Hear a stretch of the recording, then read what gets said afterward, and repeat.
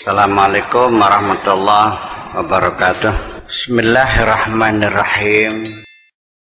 Nabi itu sejak kecil dalam pikirannya itu melihat fenomena di Mekah, ketidakadilan, penindasan, perang saudara yang tidak pernah habis, berpuluh-puluh tahun saling membunuh. Dalam pikirannya nih, beliau ingin membangun suatu tatanan sosial yang menjamin keadilan sosial, yang ada supremasi hukum dalam bentuk kesatuan negara lah sekarang, pemerintahan. Makanya ide kalimat tauhid, kata persatuan itu sejak kecil beliau itu selalu mendamaikan teman-teman yang bertengkar. Suami istri bertengkar akan bercerai, Nabi datang menawarkan jasa untuk mendamaikan. Jadi dia sejak kecil ingin mempersatukan. Nah, tapi ketika ide itu dimunculkan sebagai kata persatuan, sebagai visi membangun satu negara persatuan, kan sangat menakutkan bagi pejabat-pejabat, penguasa-penguasa Mekah yang akan kehilangan kekuasaannya kalau negara persatuan terjadi.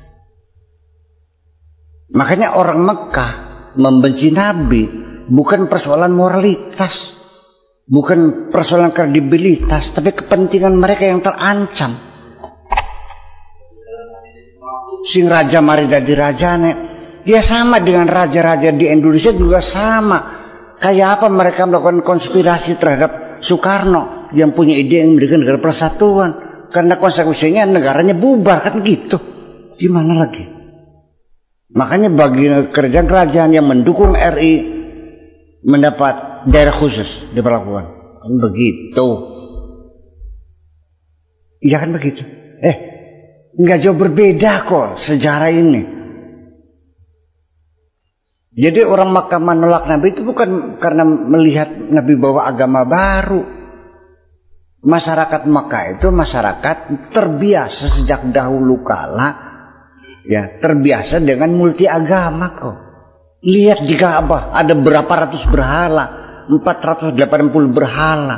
Setiap kabilah bawa bawa dewa perwakilannya, ditanam di situ di Ka'bah. Oke aja kok.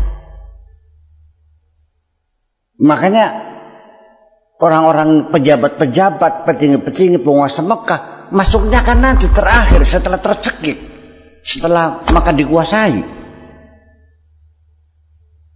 Makanya Nabi mengatakan barang siapa yang bersembunyi di rumah Abu Sufyan dijamin aman. Itu artinya memberikan komitmen bahwa sejak dulu Anda curiga kepada saya akan membabat kekuasaan Anda. Tidak, Anda tetap menjadi pembesar negeri ini, dan rumah Anda tidak akan diganggu orang. Dipaham-paham mereka. Nah, selama ini Anda membaca sejarah bagaimana? Nah, baik. Ya sekedar. La ilaha illallah itu bukan Anda memahaminya tidak sama dengan orang Mekah pada waktu itu memaknani la ilaha illallah. Kalau orang Mekah di sana mana la ilaha illallah bukan persoalan Tuhan itu Esa, bukan. Bahwa kita ini semuanya tidak boleh bekerja kepada sesama manusia. Kita semua boleh bekerjanya untuk Allah. Makanya la ilaha al-ma'budu bil haqqi illallah. Berarti kekuasaan orang kaya kan kehilangan. Seorang buruh bisa demo, seorang buruh bisa nuntut gaji. Karena ada apa? Kesetaraan setiap hamba di hadapan Allah. Itulah proses menuju bernegara hukum. Artinya orang yang menerima la ilaha illallah itu artinya orang yang komitmen mendukung perjuangan Kanjeng Nabi menuju arah kesetaraan manusia. Nggak ada majikan, nggak ada bujang. Kita semuanya bujang, semuanya bujang. Bujangnya Allah kok.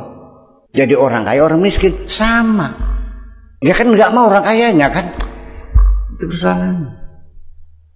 Ya punten ketika saya membaca sejarah berbeda dengan orang lain.